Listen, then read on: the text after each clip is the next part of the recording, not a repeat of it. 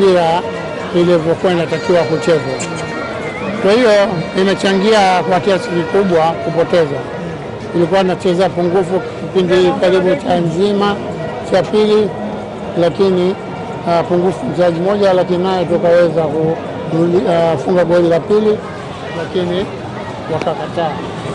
Kwa watu wengi ambao wameona wamesema ulikuwa ni mpira halali kabisa, lakini fijisu yao ikafanya mpira ionekana kama si goli.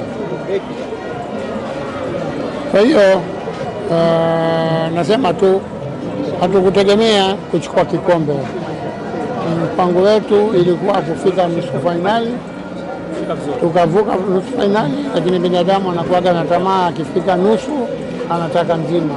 Kwa hiyo tulipofika finali ni hatua kubwa sana, lakini vile vile tuliingia na tamaa kuchukua. Tungeweza kuchukua, lakini mwisho wa siku ni Mungu ndio anayepanga kwamba tungeweza kuchukua au tusingeweza kuchukua. Kuna story kwamba mwamuzi huyo anachezesha leo mlimkataa, mliandika barua kafu kwamba hamna imani naye. Mlikiona hiki ambacho kimetokea leo? Mimi kwa kweli sijui, maana mimi sio kiongozi kwamba kama viongozi waliandika, lakini inaonekana wazi kwamba refa alikuwa anapendelea sana upande mmoja. Kwa hiyo ndio hivyo, lakini mwaka huu mnavyojua kwamba mwalimu alikuwa anasema anapanga timu na kupanga timu akapata mafanikio kuweza kufika finali. Kwa mwakani tukiongeza wachezaji wawili watatu, inshallah tutafika tena nusu au tutafika finali. Kwa hiyo wapenzi wa Simba wasivunjike moyo, huu ndio mwanzo. Kwa hiyo tutafika mbali tena mwakani. Kwa hiki mlichokiona, mnaiona Simba bora inayokuja na siku za usoni, kwa maana ya kocha David kwa namna alivyotengeneza kikosi chenu? Ni wazi kutakuwa na Simba bora zaidi kuliko mwaka huu. Maana na yeye mwenyewe ameshawahi kusema kwamba kafika kwenye 75-80.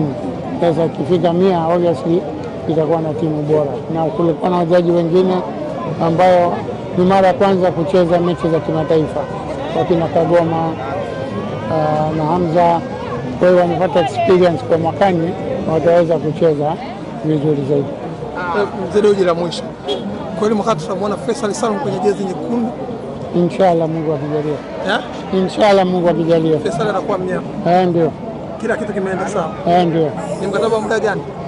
Hiyo viongozi ndio wanajua. Sawa, neno lako kwa mashabiki wa Simba kwa hiki kilishatokea. Sasa tunatakiwa mrudi Dar es Salaam, mjiandae na mchezo wa Singida. Sasa tunatakiwa kusahau haya, tuungane tena tukamaliza ligi yetu na kombe la shirikisho. Kwa hiyo haya yamepita.